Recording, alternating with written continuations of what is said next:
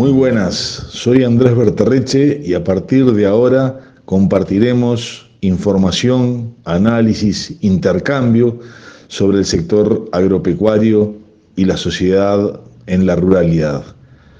Gracias por acompañarme.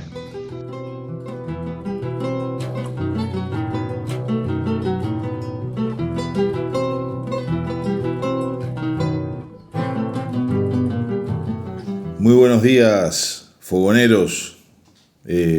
Nos volvemos a acercar a los micrófonos de Fogón en Fogón y agradecer a todos los compañeros que nos han invitado para charlar acerca de temas, en nuestro caso, que tenga que ver con el campo, con la ruralidad, con ese sector del Uruguay que a veces se confunde, se desconoce, pero que todos tenemos de una u otra manera una cercanía. En primer lugar, y después de este saludo y esta caricia del corazón por poder estar en estos micrófonos, un poco tengo que reclamar acerca del nombre del programa, ¿no? Porque en este primer programa vamos a hablar de la seca, justamente en un programa que se llama La Chispa del Fogón, cuando los incendios de campo y forestales con producto de la seca y el déficit hídrico están a la orden. Tal vez esta contradicción un poco cómica nos va a ayudar a desdramatizar algo que es verdaderamente dramático, que es la situación en que hoy está el campo. Y yo quiero, desde esta columna, tratar de hacer entender, o por lo menos lo que uno entiende acerca de una ruralidad que a veces desconocemos en conjunto, y muchas veces confundimos el sector social prioritario dentro de lo que es el campo. No son los grandes estancieros ni los grandes terratenientes. La mayor parte de quienes viven y trabajan ahí son productores familiares, muchas veces con limitadas posibilidades económicas de salir adelante, y asalariados rurales que también han sido históricamente un poco los olvidados de la tierra y de la sociedad, que después de bastante esfuerzo lograron 100 años después la ley de 8 horas y derechos de ese tipo que ya habían sido ganados en el trabajador urbano. Entonces, cuando hablamos de estos temas sobre la ruralidad, no nos olvidemos que esa mayoría que está allí y que a veces se esconde atrás de otras realidades que parecen ser las importantes, y a nosotros, como lo que más nos importa es la gente, la mayor parte de la gente en la ruralidad son productores familiares que la sudan, la trabajan, y asalariados rurales que, como decía, de los trabajadores muchas veces los más castigados. Y en ese marco también tenemos que incluir el tema de la seca. Realmente una seca que es el tercer año en el verano que se produce, y hay un factor acumulativo. Es una seca que viene desde una primavera que ya salió complicada, porque la primavera fue casi que muy pequeña el proceso propio en lo productivo y en los ciclos biológicos de la estación primaveral, que es donde se produce más forraje, que es donde las plantas tienen mayor crecimiento.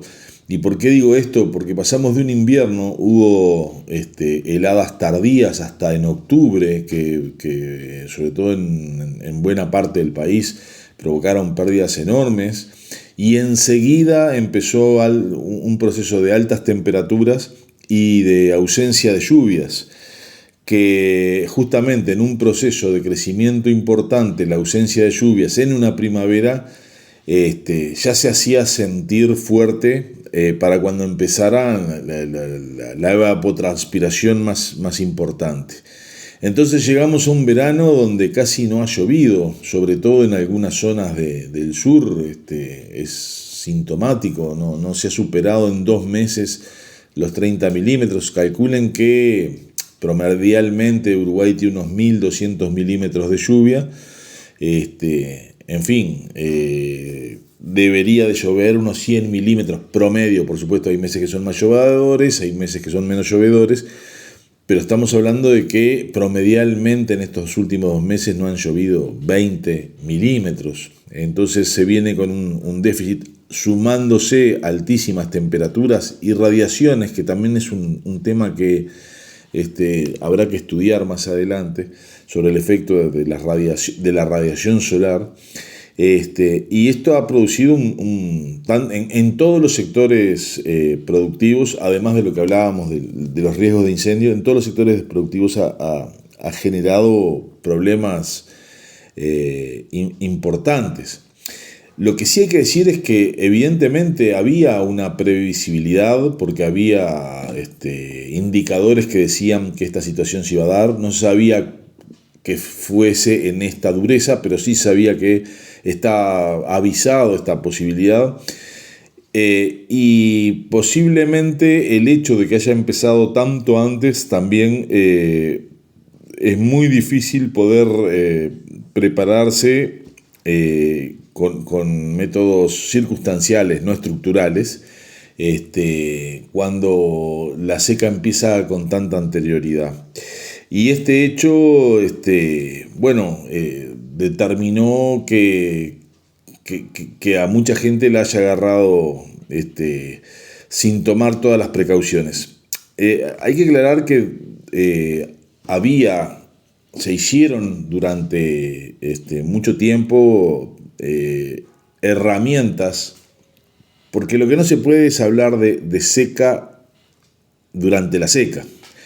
De la sequía, del déficit hídrico hay que hablar cuando llueve. Después son mitigaciones menores, son pequeñas cosas que disminuyen costos, pero difícilmente esas soluciones. Por lo tanto, las condiciones estructurales tienen que hacerse antes, y para eso se habían creado herramientas que de una u otra manera no se terminaron de usar. De hecho, se creó la herramienta de emergencia agropecuaria con fondos para esto en su momento. Y el tema de la descentralización agropecuaria, todo lo que eran las mesas de desarrollo rural, que fueron poco convocadas o poco tenido en cuenta, y que es importante a la hora de hacer esto. Y había toda una serie de programas vinculados al agua. El último, el Más Agua, que era un programa que estaba financiado, que se desechó, y era la posibilidad justamente para aquellos que no tienen espalda financiera, para aquellos que tienen dificultades desde el punto de vista del capital o de acceso a la tecnología, era una herramienta muy útil para los productores familiares que se desactivó. Y nunca entendimos muy bien, pero bueno, eso había, y son temas que también hay que ponerlos encima de la mesa.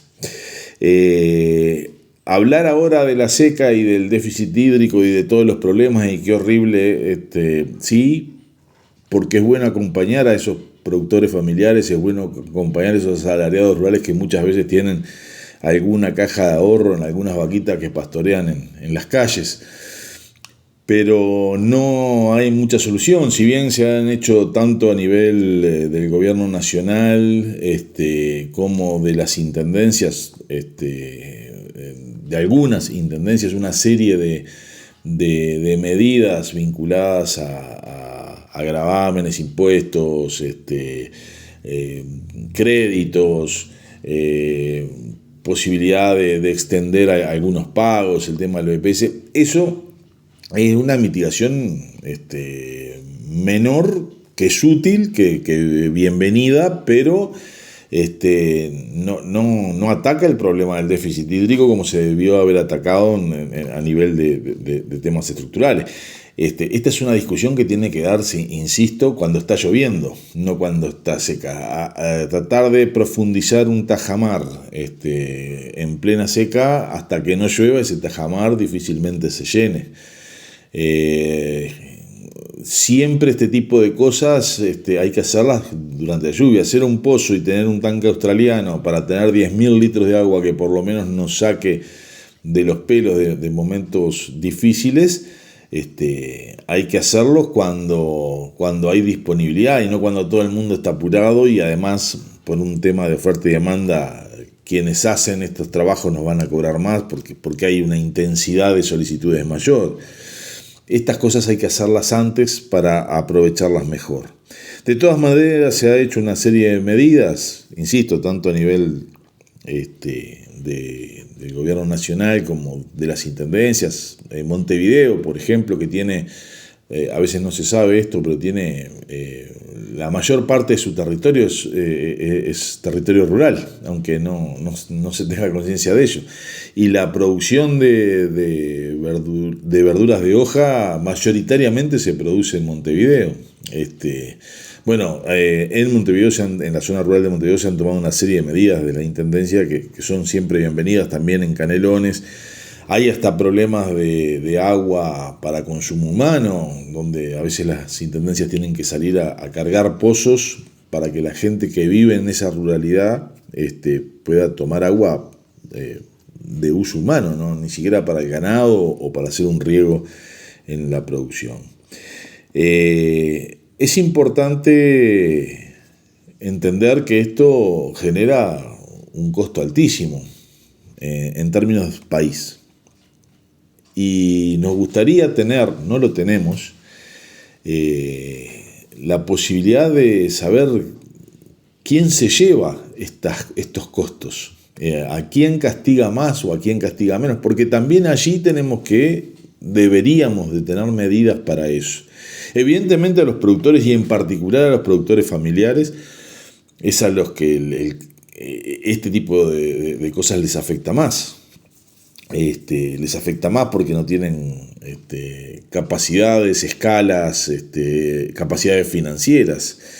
Y estas pérdidas muchas veces se hacen sentir, pero no solamente afectan a los productores familiares, sobre todo, afecta a todos los productores, pero en particular a los familiares.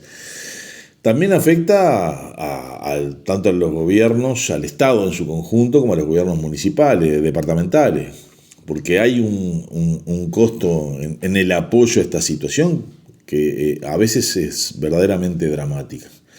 Los entes públicos que apoyan de diferentes formas tienen su costo. Pero también es un costo para la población, porque en la medida que hay una disminución en la producción, automáticamente los precios aumentan. Aunque nos digan que hay una seguridad alimentaria definida por la producción, que de hecho hay un encarecimiento que termina pagando la población en general. Y por eso, cuando hablamos de emergencia agropecuaria, tenemos que pensarlo en clave nacional y no solamente el problema de los productores. Y cómo tenemos que estar pensando y hacer inversiones, planificaciones y proyectos en función de que esto tenga el menor impacto, no solamente por esos 20, 25 mil productores familiares que la están sufriendo, sino de todo el país. Esto tiene un costo país muy importante, y un costo país que muchas veces también recae sobre las espaldas del trabajador urbano, que es el que consume los productos que muchas veces el campo produce. Podríamos decir que casi todos tienen un costo de diferente medida, y sería bueno medirlo y tener un indicador de a cuánto le cuesta a cada uno esta situación, o por lo menos a cada sector social, para tener una idea más clara de estos efectos. No lo tenemos, sería interesante poder contar con ello. Ahora, ¿a todo el mundo le viene mal estas situaciones de crisis? Y yo diría que no a todo el mundo. Lamentablemente hay gente que se aprovecha de estas situaciones. La gente que tiene espalda financiera muchas veces se aprovecha de estas situaciones, por ejemplo, para pagar en la desesperación menos de lo que las cosas valen, en función de la desesperación de, por ejemplo, de sacar animales del campo para que no se mueran de sed o de hambre. Hay quienes se aprovechan por aquellas unidades familiares que caen porque no pueden sostenerse a partir de esto y compran barato y van concentrando tierra. En general, los arrendamientos no varían. Aquellos productores familiares que arriendan, no les varía el arrendamiento. Sí, aquellos productores que están dentro del Instituto Nacional de Colonización y con otra sensibilidad y con otras capacidades y con otra visión, el instituto, por ejemplo, tomó la decisión de congelar la renta. Ahora, esa no es la realidad de aquellos productores familiares que están por fuera del Instituto de Colonización y arriendan a terratenientes privados. Es decir, el riesgo allí parecería para los dueños de la tierra que no la producen ni que la hacen producir por terceros, muy menor. Es decir, el costo de la seca es muy menor. En general, no hay una afectación negativa.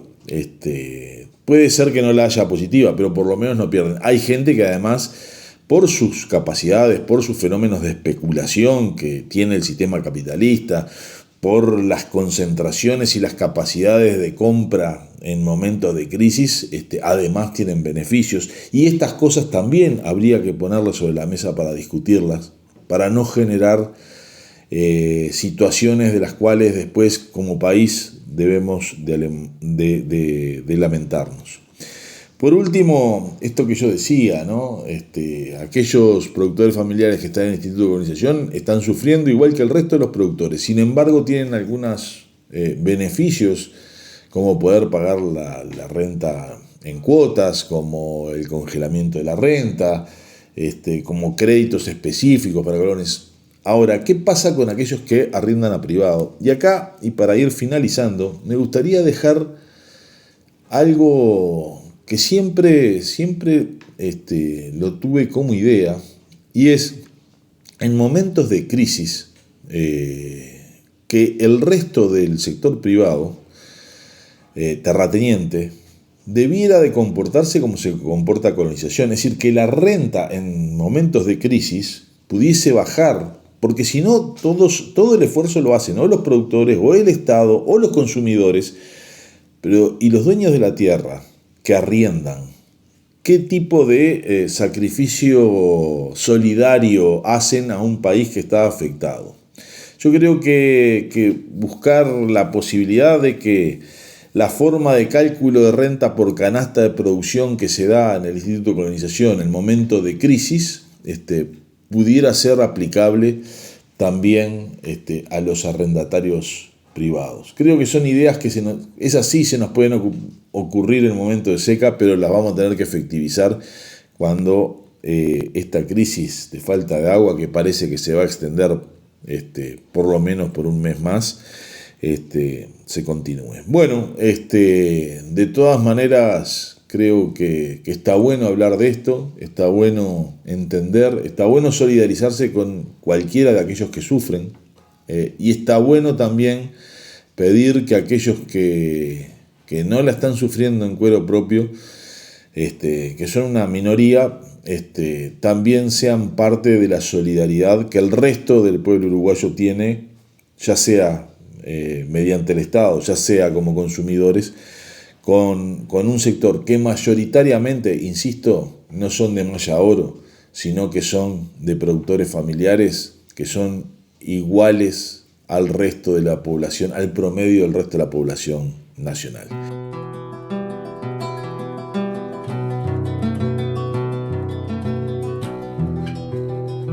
Les voy dejando por aquí y nos vemos la semana que viene, convocándolos a que me manden preguntas, dudas, críticas que podamos seguir intercambiando en las futuras columnas. Un gran abrazo.